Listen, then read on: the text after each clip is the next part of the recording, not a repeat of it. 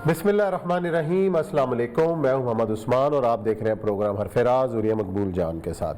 नाज़रीन, नया साल है, नई तवक्कुआत हैं, नए चैलेंजेस हैं। इस नए साल में क्या तवक्कुआत हैं पाकिस्तान के हवाले से, माशी हवाले से, सियासी हवाले से, जमहूरियत का क्या मुस्तकबिल है, दुनिया के अंदर नए तनाज़ात क्या जन्म ले सकते हैं, पुराने तनाज़ात का हल क्या निकल सकता है। सबसे बड़ी बात, कोरोना वबा क्या इस साल भी हमें जो है अपने घेरे में लिए रखेगी या कोई ऐसी इजाद सामने आ सकती है जिससे कि ये अवाम जो है इस मुश्किल से निकल पाएँ। ये है आज का हमारा मौजू। प्रोग्राम के अंदर मुख्तलिफ इश्यूज़ का हम अहाता करेंगे, लेकिन बढ़ते हैं पहले मौजू की जानिब, और वो है कि पाकिस्तान की ख़ास तौर पर माशी सूरत हाल और पाकिस्तान की सियासत क्या रुख इख्तियार करेगी। यहाँ से शुरू करते हैं जी। और ये साहब, गुज़िश्ता साल भी हमने अफरा तफरी देखी, माशी हवाले से भी देखी। पूरी दुनिया के अंदर एक वबा थी कोरोना की वजह से, जो हालात हुए, इकॉनमी सुकड़ी कई मुल्कों की, कई मुल्क खुले भी, लेकिन एक बार फिर जो ओमिक्रॉन ने पंजे गाड़ रखे हैं। और जब 2022 के अंदर हम दाखिल हो रहे हैं और आलमी इदारा सेहत ये कह रहा है कि ये एक सुनामी है जो कि तेज़ी से बढ़ रहा है ओमिक्रॉन की शक्ल के अंदर, और उसकी सूरत हाल के अंदर जो माशी सूरत हाल है ख़ास तौर पे पाकिस्तान के, जिसके अंदर आजकल बहस भी जारी है कि हम किस तरफ जा रहे हैं। 2022 जो है वो पाकिस्तान के हवाले से आपको कैसा नज़र आ रहा है? देखिए, 2022 में खैर पाकिस्तान की गुज़श्ता 50 साल की तारीख का मुश्किल तरीन साल होगा।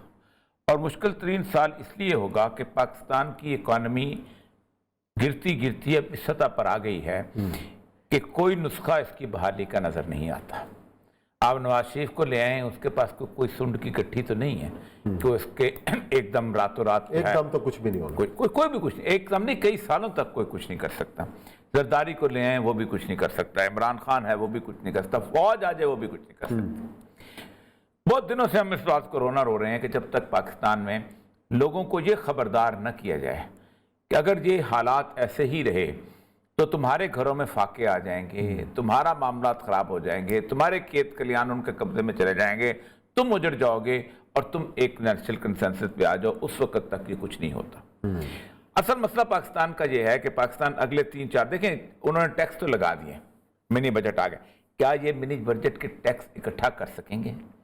देखें, इम्पोर्ट्स के ऊपर टैक्स लगे हैं, अगर लोगों की क़ुव्वत खरीद ही इस तरह की ना हुई, कोई इम्पोर्ट कर सके तो फिर क्या करेंगे? अगर लोगों ने मोबाइल खरीदना ही बंद कर दिया तो किस पे टैक्स लगाएंगे? लोगों ने मेकअप का सामान खरीदना बंद कर दिया तो फिर किस पे टैक्स लगाएंगे? तो इसका मतलब यह है कि ये ऐसा जुआ आपने खेला है कर्जे की अदायगी का, जिसका आप सब्र नहीं कर सकते। देखें, होना यह है कि इस वक्त दो ही रास्ते हैं। एक है कि आप डिफॉल्ट कर जाएं, जिसके बारे में सबसे बड़ी बात है कि कोई सियासी पार्टी या कोई फौजी ये है हुकूमत डिफॉल्ट नहीं करेगी। क्यों? बदनामी के डर से। जब आप एक नेशनल कंसेंसस करेंगे और कहेंगे कि हम मिलके इसको डिफॉल्ट करते हैं और हम 10 साल की आलमी उनसे मोहलत मांगते हैं, जैसे मैक्सिको ने बार बार किया, 70-72 मुल्क हैं जो डिफॉल्ट करके दोबारा अपनी इकॉनमी को, एक तो ये है कि एक नेचुरल सा रास्ता है जो उसमें रखा होता है, दुनिया के हर बैंकर्स ने ये रखा होता है डिफॉल्ट में रास्ता, क्योंकि वजह होती है कि आपकी एक दुकान चल रही है, उस दुकान के अंदर रोजाना आप 5-6 हज़ार रुपया कमाते हैं, उसमें 2 हज़ार रुपया बैंक का कर्जा भी अदा करते हैं। ठीक एक लेवल आता है कि आपकी दुकान इस काबिल ही नहीं रहती, उसमें माल ही नहीं होता कि आप उनका 2 हज़ार कर्जा भी ना अदा कर सके, बल्कि आप तो मुश्किल से 500-600 रुपया लेते हैं और बच्चों की रोजी पूरी करते हैं। तो वो करते ये हैं, कहते हैं कि भाई मसला यह है कि हमारा 2 हज़ार भी इसमें रखो तुम, जब तक तुम दुकान को ठीक नहीं कर सकते उसके बाद हमारा कर्जा भी देते हैं ना, और वो उसके चलता रहता है। असल मसला यह है कि दुनिया पूरी जो है इस वक्त सियासतदान नहीं बैंकर चला रहे हैं। अमेरिका की इकॉनमी को भी बैंकर चला रहे हैं और बाकी लोगों को भी। कायद-ए-आज़म ने एक बड़ी अच्छी बात कही थी स्टेट बैंक की इफ्तिताह के वक्त। उसने कहा कि दुनिया का जो इकोनॉमिक सिस्टम है, मैं सोचता हूँ कि उस शख्स के अंदर कितनी विजन थी। It has resulted into 2 big Wars. कि पहली जंग अज़ीम भी वो कहते थे कि बैंकारों ने कराई है, और दूसरी जंग अज़ीम भी बैंकारों ने कराई। वजह क्या है? वजह यह है कि बैंक ने इन्वेस्टमेंट की होती है मुख्तलिफ जगहों पे, مطلب بینک نے فار ایگزامپل کھاد میں انویسٹمنٹ کی ہے تو وہ یہ چاہے گا کہ سنڈی بہت زیادہ پھیل جائے پورے ملک کے اندر تو کھاد بکے اور کھاد بکے یا زمین کمزور ہو جائے، دوائیاں بکے، پیسٹی سائڈ بکے۔ اسی طرح جس نے انویسٹمنٹ کی ہوتی ہے آرمز کے اندر، وہ کہتے ہیں کہیں نہ کہیں جنگ چلے، کچھ چلے اس طرح کی۔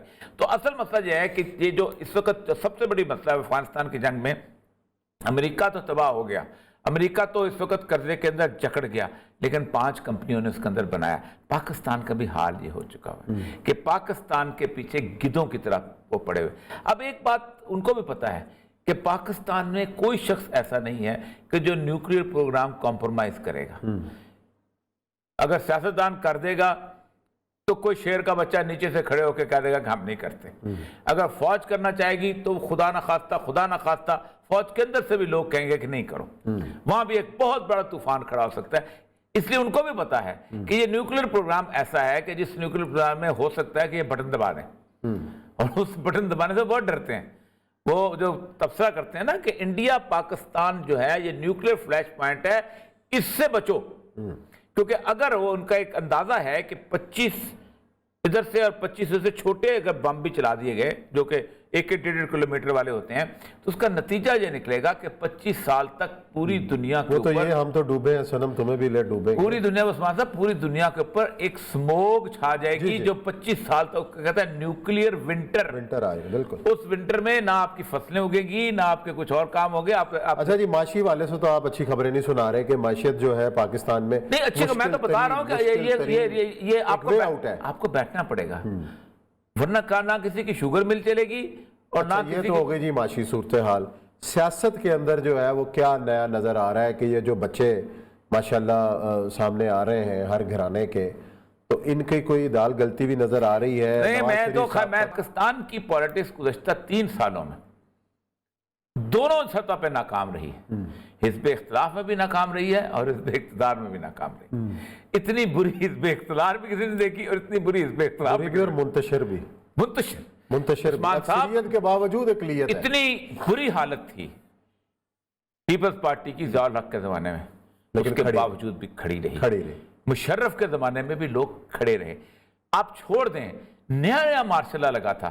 آپ سوچیں کہ اتنا خوف تھا ایوب خان کا مارشل لا کا کہ لوگوں نے اپنی 3 سال پرانی جو لڑکیاں اغوا کی بھی تھی وہ گھروں میں جا کے واپس کر رہے تھے۔ اچھا، اور یہ سب ایک آخری اس پارٹ کا ہم یہ کہیں گے کہ پاکستان 2022 میں پرو امریکہ اور پرو چین، نہیں، یہ بہت بڑا فیصلہ ہے۔ پرو امریکہ تو ہو نہیں سکتا، پرو امریکہ سے تب نکل چکے ہیں آپ۔ اس کی وجہ یہ ہے کہ آپ نے ہم نے بھی چھوڑا کب ہے؟ چھوڑا نہیں ہے۔ ہم نے تو یہ کہتے ہیں کہ بھئی ہم اس سرد جنگ کا حصہ نہیں بنیں گے، ہم دونوں کی صلح بھی کروائیں گے۔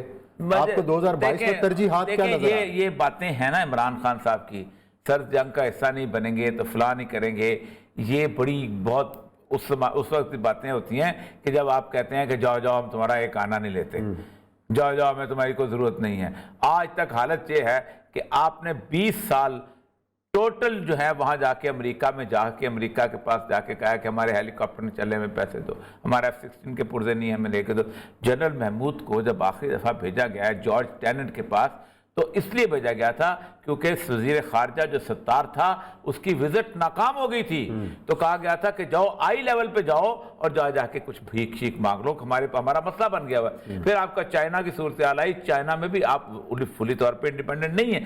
آپ کا مسئلہ یہ ہے کہ 46 کے قریب تو آپ کا چائنا کا قرضہ ہو چکا ہے نا، ٹھیک؟ اب وہ چائنا قرضہ معاف کرتا ہے نہیں کرتا، آپ جاتے ہیں نہیں جاتے، کیا آپ کی رینج میں؟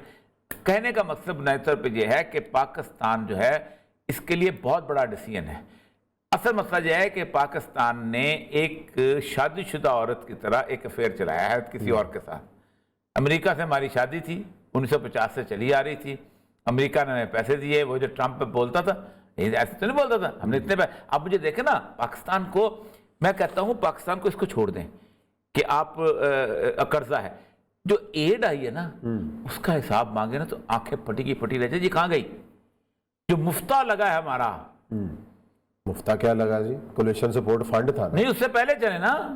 اچھا، جو 2.3 بلین ڈالر تو پہلے اس نے دیے 56 ملین جمی کارٹر نے، تو اس نے کہا پینٹس، میں نے سر قرضہ تو چلا آ رہا ہے نا، پینٹس میں نہیں لیتا ہوں۔ پھر اس سے آیا रेगन ने आते ही $2.8 बिलियन का 2.6 बिलियन, मुझे सही तरह फिगर याद नहीं, वो उसने पेश कर दिया, हमने वो खुशी कबूल कर लिया। उसके बाद रेगुलर हमारे यहाँ एड आती रही। आपके पास 4,500 तो आपके यूएस एड के स्कॉलरशिप्स होते थे। आपने किया क्या? आपने वहां जाके किसी को जनाब सोशल साइंसेज में भेजा कि इंडिया को उन्होंने खुश करने के लिए कि पाकिस्तान को दे रहे हैं, तुम्हें भी देते हैं। उन्होंने सारे के सारे बंदे आईटी में भेजे। आज वो आईटी के सारे वहां छाए हुए हैं पूरी दुनिया के अंदर। कोई प्लानिंग, कोई चीज थी। एड को गिन लिया जाए ना, PL 480 की जो एड आती थी, जिसके ऊपर सारे कैमरेस बोलते थे कि PL 480, वो जो गंदम आती थी और सारा होता ये था, खुश्क दूध आता था। आप देखें कि वो पैसे जो थे PL 400 जो पाकिस्तान ने अमेरिका को पैसे देने होते थे, वो अमेरिका को डॉलर में नहीं देते थे, वो अमेरिका के यहाँ एक PL 480 अकाउंट था, उसमें जमा करा देते थे। वो पैसे पाकिस्तान में जिस मर्जी खर्च करता हुआ पड़ता। वो ये तो कहते थे कि ये पार्टियों को देते हैं, लोगों को देते हैं, बार बार जाना नहीं पड़ता, यहीं खर्च कर देते हैं। उससे लेके आज तक आप देखें PL 480 से लेके आप तक एड का हिसाब नहीं हम दे सकते। अच्छा, उसके बाद फिर मैं आपको बताऊं, बहुत सारे ऐसे कर्जे हैं जो भूल गए हुए लोग। मतलब कुवैत फंड है, मसाजिद बनी थी बहुत ज्यादा। मसाजिद नहीं, बहुत सारे, मैं इस वासा में था, MD वासा, पाइप बिछाने के लिए कुवैत फंड के पैसे थे। तो मैंने कहा ये वापस करना है, उसने कहा नहीं वापस हम कोई नहीं करते, पैसा पड़ा हुआ खर्च करो बस। भूल गए वो कुछ लोग हैं जिन्होंने पैसे दिए वो भूल चुके हुए हैं, तो जो आप पाकिस्तान को दे दिए। फिर ये वो चीजें हैं, ये एक्यूमुलेट हो रही हैं।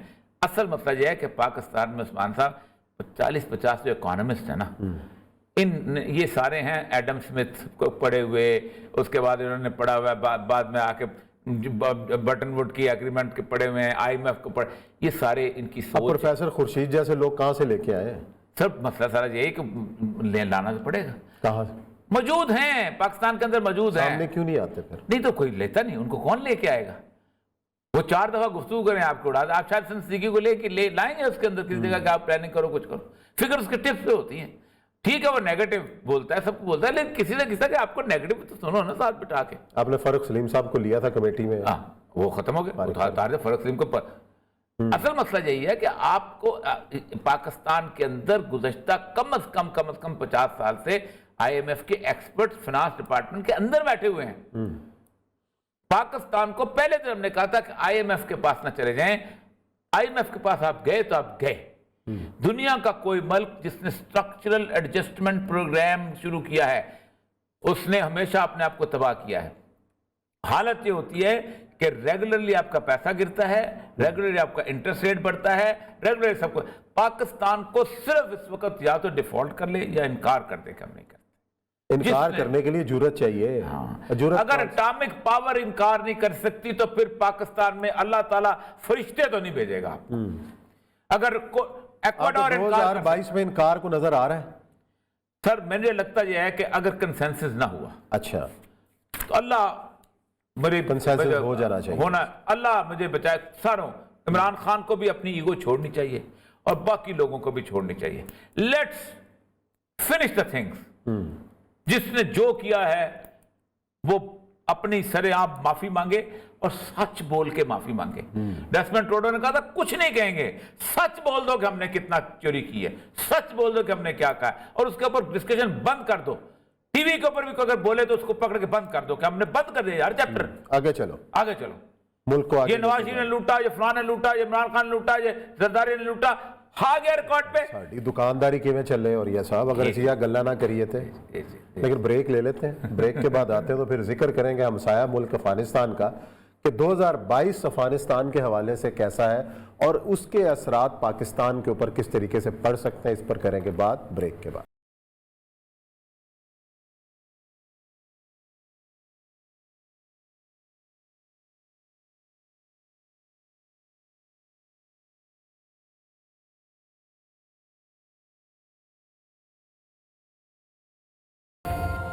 जी नाज़रीन, ब्रेक के बाद आपको खुशामदीद कहते हैं। हम बात कर रहे हैं अफ़गानिस्तान की कि नया साल क्या लेके आ रहा है अफ़गानिस्तान के लिए, और साल का पहला हफ्ता है।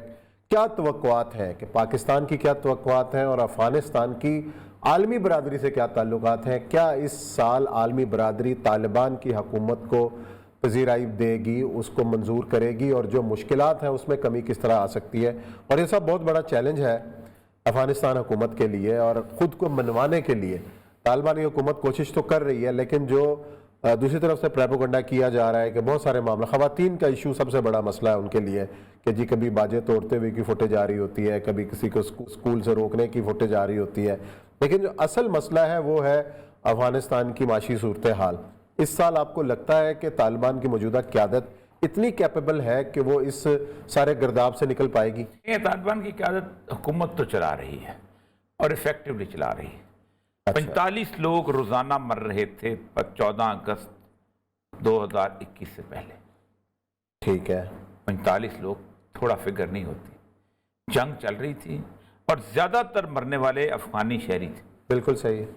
ठीक, अमेरिकन तो अब उसमें कितनी कमी आ गई? अब तो एक भी नहीं है इस वक्त इस तरह की सूरत। अब उल्टा उनके ऊपर हमले हो रहे हैं दाइश। अब बहुत कम, वो भी महीनों में एक होता है। देखा ना, आप रिपोर्ट करते हैं, फ्लैश करते हैं। सही। क्या ये 45 बंदे रोज फ्लैश होते थे? नहीं होते थे।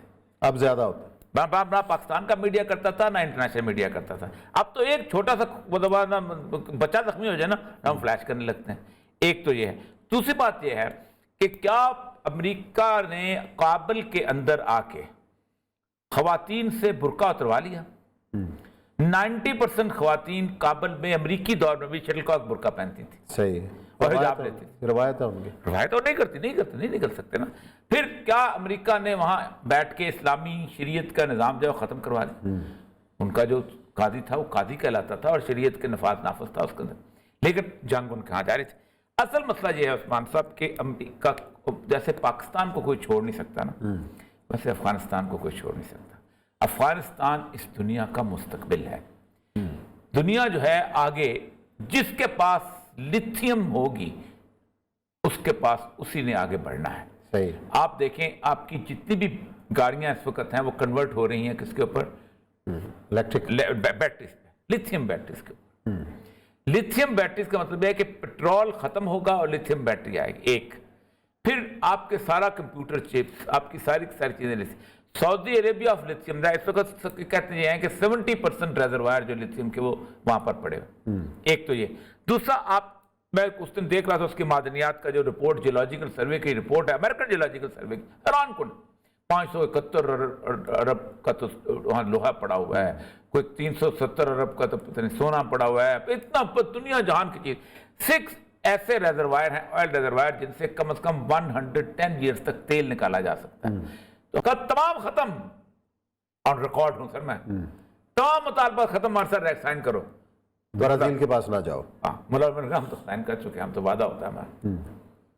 ये है औकात, औरतों की भी और सबके। क्या मिस्र के अंदर जो आपने एग्रीमेंट साइन किए हुए हैं सबको, क्या मिस्र में औरतों को आजादी है? क्या सऊदी अरब में इतना अरसा जो आपका एलाई रहा है, क्या वहां औरतों को आजादी है? क्या इराक के अंदर जो आपने 14 लाख बंदे 1 और 10 लाख पहले से मार दिए, वहां कुछ आजादी है? वहां तो कत्लो गारत है। क्या शाम के अंदर आजादी है जहां रोज बंदे मर रहे हैं? ये तमाशबीनियां हैं जिसने मर्जी लगा दी। पाकिस्तान के अंदर भी एनजीओ को फंड मिलता है, वो करती रहती बातें। असल मसला यह है कि सर अफगानिस्तान को उस्मान साहब दोनों छोड़ नहीं सकते। ना अफगानिस्तान को चाइना और रूस छोड़ सकता है। रूस के लिए तो अफगानिस्तान ऐसे है ना कि जैसे जिंदगी मौत का मसला। वो अफगानिस्तान से गुजरेगा तो पाकिस्तान आएगा। सही। बाई एयर तो नहीं आ सकता।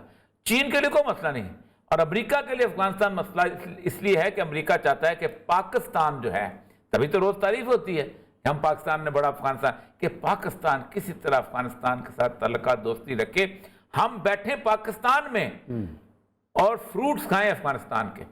क्योंकि तालिबान ने अमेरिका को 20 साल कुछ एक्सट्रैक्ट नहीं करने दिया जंग की वजह से, जिसकी वजह से अमेरिकी इकॉनमी तो बर्बाद हुई है। आपको पता होना चाहिए कि वहां का सिर्फ और सिर्फ चाइनीज ने जाके वहां पर वो लिए हैं, माइंस लिए हैं, और चाइनीज ने इन्वेस्टमेंट किए। तो चाइनीज के पास पैसा था, वो समझते थे अगले 10 साल तक बेशक ना करना पड़े, इन्वेस्टमेंट है चलो। और वो ये असल मसला ये है कि इस वक्त पाकिस्तान को, ना पाकिस्तान को अमेरिका छोड़ सकता है, ना चीन को अमेरिका छोड़ सकता है। और इंडिया के साथ तो जो होने वाला है वो अगले सेगमेंट में हम करेंगे। इंडिया के साथ तो उन्होंने वो मुकम्मल एक प्लान बना ही लिया। मुझे लगता यही है कि इंडिया को, शायद इंडिया के अखबारों में भी आना शुरू हुआ है कि पाक इंडिया को खाना जंगी के ऐसी खाना जंगी में डालेंगे, ऐसी खाना जंगी में डालेंगे। देखे ना, जिस दिन अरुंधति राय और ये बरखा दत्त और ये इन्होंने कश्मीरियों के हक में बोलना शुरू किया था ना, مجھے اندازہ ہو گیا تھا کہ ان کو آسمان سے چابی کہیں اور سے چلی ہوئی. اچھا. مسئلہ صرف یہ وہ ظاہر بات ہے. اب بیڈ پریس کہاں سے آیا؟ بیڈ پریس اس لیے آیا ہے کہ انڈیا کے اندر مسلم ہندو فساد کا وہ لیول لایا جائے کہ مودی سرکار جو ہے وہ ٹوٹل تباہ برباد ہے. اور اس وقت جو وہ سارے بول رہے ہیں، نصیر الدین شاہ بول رہے ہیں، باقی بول رہے ہیں کہ بھائی کہاں سے بولنا چلا رہے ہو آپ، یہ کہاں جا رہی ہیں چیزیں؟ اس لیے کہ ان کو اب اندازہ ہو گیا ہے کہ واجپئی کی جو سافٹ لیڈرشپ تھی وہ لیڈرشپ دیکھیں اڈوانی کی لیڈرشپ یہ تھی کہ وہ قائد اعظم کے مزار پہ آ گیا تھا. واجپئی کی لیڈرشپ یہ تھی کہ مینار پاکستان آ گیا تھا. اس کو نکال کے آپ نے دنیا جہان کا پیسہ جھونکا مودی کے اندر. آپ نے پورے کا پورا کارپوریٹ پیسہ بھونگا. آپ مجھے یہ بتائیں کون کارپوریٹ یہ پسند کرتا ہے کہ پورے ملک کے اندر آگ لگی ہوئی ہو؟ کون کارپوریٹ پسند کرتا ہے کہ 22 کروڑ گاہک اس کے چلے جائیں جو کہ وہاں رہتے ہیں؟ تو پھر کیوں جھونکا جب ان کو پتا ہے کہ یہ چیز ہونی ہے؟ اس لیے کہ ان کا ساروں کی انویسٹمنٹس باہر ہو چکی ہوئی.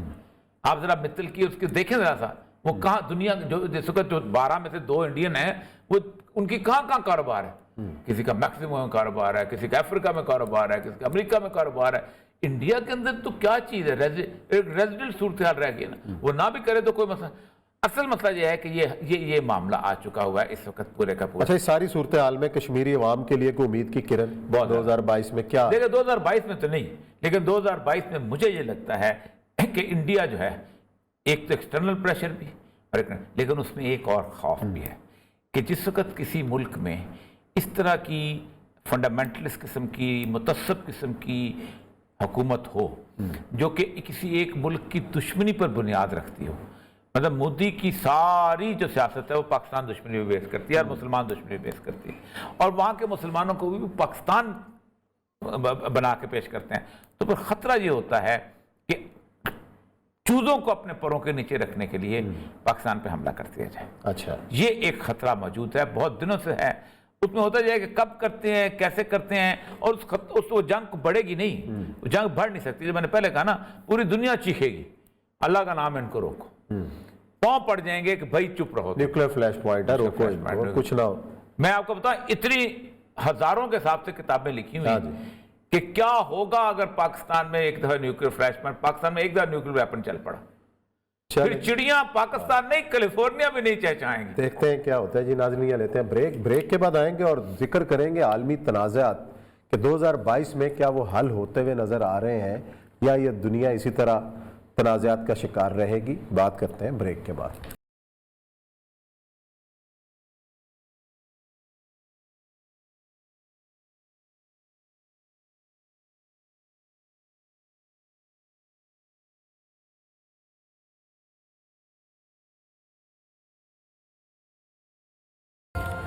جی ناظرین، بریک کے بعد آپ کو خوش آمدید کہتے ہیں. ہم بات کر رہے ہیں کہ 2022 عالمی تنازعات کے حوالے سے کیسا ہوگا اور کیا اس سال بھی تنازعات برقرار رہیں گے یا اس کے حل کے لیے کوئی پیش رفت کا امکان ہے. خاص طور پر چین کی اسٹریٹجی کیا نظر آ رہی ہے اور جس طرح گزشتہ دنوں چین کے صدر نے اپنے سالانہ خطاب میں جو ترجیحات کا اعلان کیا وہ کیا ہے، اور یہ سب چین آپ کو اس 2022 کے اندر کس سطح پر جاتا ہوا نظر آ رہا ہے کہ جو مقابلہ چل رہا ہے. تجارت ظاہرہ مین فوکس ہے اور خاص طور پر اس کرونا کی وبا کے اندر خاص طور پر جو چین کا جو کردار رہا ہے. دیکھیں چین نے نا اپنے آپ کو ایک لیڈرشپ کے اندر طور پہ ابھر کے دکھایا ہے. 2008 میں چین گیا تھا اور وہاں 20-25 دن گزارے تھے اور ان کے بڑے بڑے لوگوں سے، ان کی میڈیا کے لوگوں سے بھی، پولٹ بیورو سے بھی ملاقاتیں ہوئی تھی. تو جب ہم ان سے ڈسکس کرتے تھے کہ امریکہ جو ہے یہ آپ پہ چڑھ دوڑ رہا ہے، اس وقت سے حالات خوفناک ہو رہے تھے، تو انہوں نے کہا تھا ہم نے یہ سوچا ہوا ہے کہ 2025 تک ہم کسی قسم کے جھگڑے میں نہیں آئیں گے. صحیح. اور 2020 سے 2025 تک ہمارا پرواز کا سال ہے. آپ دیکھیں انہوں نے اس سے پہلے ہی ٹارگٹ سے پہلے ہی پوری دنیا کو اکٹھا کر لیا اپنے ارد گرد. 100 کے قریب ممالک کی انہوں نے کانفرنس کی تھی اور 100 کے قریب ممالک وہ تھے جو چاہتے تھے کہ چین انہیں ٹیکنالوجی کے اندر مدد دے. چین ان کے ہاں ریسورسز اپنے استعمال ان کا انفراسٹرکچر بہتر کرے. ان میں سے یورپ کے ممالک بھی شامل تھے. ان کے اندر آپ دیکھیں لیٹن امریکہ کے ممالک شامل تھے، اس کے اندر مڈل ایسٹ کے مقابل تھا، اس کے اندر سینٹرل ایشیا کے ممالک شامل تھے، اس کے اندر آپ کو ملائیشیا، انڈونیشیا، سری لنکا، بنگلہ دیش، میانمار، اس کے بعد تھائی لینڈ اور ویتنام جیسے لوگ شامل تھے۔ یہ اصل میں چین کی بہت بڑا کام ہے کہ اس نے اتنی سرپلس پیسہ اکٹھا کر لیا ہے۔ اعتراض لوگ کرتے ہیں کہ بہت بڑی پاورٹی، لیکن سب سے بڑی بات ہے کہ چین نے اپنے پورے کے پورے قوم میں سے کم از کم 95% لوگ ایسے ہیں جن کو آپ نے پاورٹی سے باہر نکالا۔ بالکل، یعنی یہ بہت بڑا معجزہ ہے۔ اصل میں ہوتا کیا ہے کہ جو ویسٹرن کلچر ہے، جو کارپوریٹ سسٹم ہے، اس میں لوگ پاورٹی سے باہر نہیں نکلتے۔ 20 لاکھ کے قریب شیلٹر لیس لوگ ہیں امریکہ جیسی سپر پاور کے پاس۔ صحیح۔ اور آپ سوچیں کہ میں وہیں امریکہ میں تھا، میں نے ان لوگوں سے کہا، میں نے کہا تمہارا بل گیٹس پوری دنیا میں ایڈ تقسیم کرتا پڑتا ہے، ان 20 لاکھ لوگوں کو کمبل بھی نہیں دیتا، وہ اپنے کمبل لے کر خود سوچیں نا کہ سپر پاور ہو جس کے پاس دنیا کی جو میجر کارپوریشنز ہیں، جو اس وقت جو 45,000 کارپوریشن میں سے 80% کارپوریشن انہی کے پاس، تو وہ 20,000 لوگوں کو کھانا نہیں دے سکتے۔ وجہ یہ ہے وہ کہتے ہیں کہ اگر ہم نے ایک دفعہ ان کو کھانا دینا شروع کر دیا تو پھر ہمارے اس پہ کوئی کام نہیں کرے گا، مزدوری نہیں کرے گا۔ وہ رات کو -20 کے اندر گھوم رہے ہوتے ہیں، شیلٹر ڈھونڈ رہے ہوتے ہیں، چرچ جو ہے ان کو رات کو سونے کو جگہ دیتا ہے، صبح اٹھ کے پھر بیچارے سونے، اور وہ سڑکوں میں پڑے ہوتے ہیں جسے وہ کہتے ہیں بنکس کہتے ہیں۔ تو چین نے یہ ثابت کیا کہ نہیں، یہ جو کارپوریٹ کلچر کا ہے جس میں ایک انڈیویجل امیر سے امیر، امیر سے امیر، امیر سے امیر ہوتا چلا جاتا ہے، ایسا نہیں چلنے دیں گے ہم۔ انہوں نے ریاست کو کاروبار بنایا، ریاست کاروبار کرے گی، ریاست باقی لوگوں کے ساتھ کام کرے گی۔ اچھا، شروع میں خبریں آتی تھیں کہ دیکھیں جی وہ چائنیز جاتے ہیں، وہ ایک آدمی ہوتا ہے، اس کو کوئی پرواہ نہیں ہوتی، وہ 100 روپے کی چیز 10 روپے میں بیچ دیتا ہے۔ تو یہاں میں پاکستانی ہمارے کہتے ہیں کہ وہ کہتا ہے میرے لیے پروڈکشن ہے، اس کو میں نکالنا چاہتا ہوں، لیکن اس پروڈکشن کو نکالنے کے چکر میں چین نے باقی ساری دنیا کو اپنا غلام بنا لیا۔ اب اس وقت یہ ہے کہ امریکہ کی مارکیٹیں چل ہی نہیں سکتی اگر چین کی بنی ہوئی چیزیں موجود نہ ہوں۔ ظاہر بات ہے وہ اتنی سستی کہاں سے آئیں گی؟ نہیں، تو اصل مطلب کہ چین نے ایک ماڈل کہ جمہوریت کے بغیر بھی ہم چل سکتے ہیں، کارپوریٹ اس کے بغیر بھی چل سکتے ہیں، وومن رائٹ اور فنڈامنٹل رائٹس ان کے بغیر بھی ہم چل سکتے ہیں، ہم قوم کو خوبصورت زندگی دے سکتے ہیں، شاندار قسم کا اٹھنا بیٹھنا دے سکتے ہیں، اس بات پہ کہ وہ ہمارے ساتھ سسٹم۔ اب ایک آدمی اگر الیکشن، آپ اندازہ کریں، میں اس دن ان کی جو پولٹ بیورو کی ان سے جب ڈسکس کیا، انہوں نے کہا دیکھیں بات سنیں، جتنا ہمارے ہاں اختلاف ہوتا ہے جمہوریت میں بھی اختلاف نہیں ہوتا، لیکن ہمارا اختلاف پارٹی کے اندر ہوتا ہے، ہم دست و گریبان ہوتے ہیں، لیکن ہم اس پارٹی کے اختلاف کی بنیاد پہ ایک کنسنسس پہ پہنچ کے اٹھتے ہیں، جب کنسنسس ہو جائے پھر کوئی بات نہیں، پھر باہر ہم آتے ہیں۔ لیکن یہ نہیں ہوتا کہ ہمارے اختلاف نہیں ہوتا، ہر ایک کا تک پیٹر جی کے ساتھ، جنجا بنگ کے ساتھ کس کا اختلاف نہیں ہوا، تو ہمارے چوئن لائی کے ساتھ اختلاف ہوتے تھے جو کہ ہمارا بہت بڑا لیڈر تھا، جس ہم نے ہمارا موزتنگ کے ساتھ اختلافات رہے، لیکن اس پارٹی کے اندر یہی بیسیکلی اسلامک پرنسپل ہے کہ ایک بیسیکلی پارٹی، اس پارٹی کے اندر۔ ہمارے ہاں مسئلہ یہ ہے کہ ہم جھوٹ کی بنیاد پہ اختلافات چلتے ہیں، انہوں نے پوری دنیا میں ثابت کیا ہے کہ بھائی یہ پیسہ ہے، یہ سارے کا سارا پیسہ پبلک کا ہے، انڈیویجول کا نہیں ہے، کوئی بھی آئے گا وہ پبلک پہ خرچ کرے گا، صحیح، اپنی ذات پہ آپ جا کے دیکھ لیں، جو آپ وہاں سے گزرتے ہیں، تیانمن اسکوائر سے گزرتے ہیں، وہ جو پرائم منسٹر کا گھر اور پریزیڈنٹ کا گھر، وہ جو سن سٹی ہے، ایسے جس کو سڑک کے اوپر سے آپ سے گزرتے ہوئے نظر آئیں۔ تو اصل میں چین آگے کا لیڈر ہے، ایسے نہیں رسول اللہ نے فرمایا خراب الہند من الصین، ہند کی تباہی جو ہے وہ چین کی طرف سے ہوگی، تو چین کچھ نہ کچھ تو کرے گا تو تباہی ہوگی نا۔ ہم تو رسول اللہ صلی اللہ علیہ وسلم کی بات کو حجت مانتے ہیں، ہم تو سمجھتے ہیں کہ ان کی بہت بڑی پیش گوئی ہے، تو اس کا مطلب یہ ہے کہ انڈیا کو امریکہ کے میزائل نہیں بچا سکیں گے، انڈیا کو روس کے میزائل نئے لیے ہیں اس نے، وہ بھی نہیں بچا سکیں گے۔ آپ نے کہا خراب تباہی، بالکل بیضال خراب، جب آپ نے کہا بیضال خراب، تو اس کا مطلب یہ ہے کہ چائنا جو ہے it is the future leader of the world اگلے سال کے اندر، اور وہ ثابت کر دے گا۔ اور پاکستان جو ہے یہ بہت بڑی حماقت کرے گا اگر وہ 7 سمندر پار یاریاں رکھے گا نا، ٹھیک ہے نا، وہ جو ہے نا میرے پیا گئے رنگون والی جاری نہیں ہو چلے گی، آپ کو قریب کی دوستی رکھ لینی چاہیے اور ایک طرف ہو جانا چاہیے۔ دیکھیں نا کیا ہوگا सबसे पहले ये होगा कि डिमांड करेंगे वो आपसे कि आप अपना पैसा वापस करो। तो सर बात है, आपके असिस्टेंस को चाइना आएगा, चाइना आ सकता है। उन्होंने, मुझे पता है कि वादे किए हुए हैं, और उनके चाइनीज एम्बेसडर साफियों को, बाकियों को बोलते रहते हैं पाकिस्तानी कि हमने तो $110 बिलियन तक पाकिस्तान के लिए असिस्टेंस के रखे हुए थे। लेकिन सऊदी अरब वाला कर्जा नहीं होगा, उस तरह की एड नहीं होगी, उस तरह के मामला नहीं होंगे। सिर्फ मसला सर ये है कि चाइना और रशिया जो है ना, दोनों इस बात पे अड़े हुए हैं इस वक्त, इस बात पे कि अगर हमने कोई स्टेप ले लिया तो अमेरिका जो है ये आउटराइट जंग के लिए तैयार खड़ा है। They want to avoid war. अच्छा, उसकी वजह यह है कि उस्मान साहब, कितनी भी बड़ी कुव्वत हो, जब उसकी जमीन पे जंग लड़ी जाती है ना तो वो तबाह हो जाता है। अमेरिका की खुशबख्ती ये रही है कि उसकी जमीन पे कभी जंग नहीं लड़ी गई। वो इतनी दूर था, इसीलिए जब पहली दफा 9/11 हुआ था तो चीखें निकल गई थी अमेरिका की कि हमारी जमीन पे आ गए ये लोग। न फर्स्ट वर्ल्ड वॉर उनकी हुई, न सेकंड वर्ल्ड वॉर हुई, न पहली जंगें हुई, न उसने दुनिया की खत्ते में, उसने वियतनाम में जंग लड़ी, उसने फिलीपीन में जंग लड़ी, उसने चाइना में, इराक में लड़ी। चाइना के ये जो जंग हो गए, चाइना समझता है कि ये मेरी जमीन पे लड़ी जाएगी।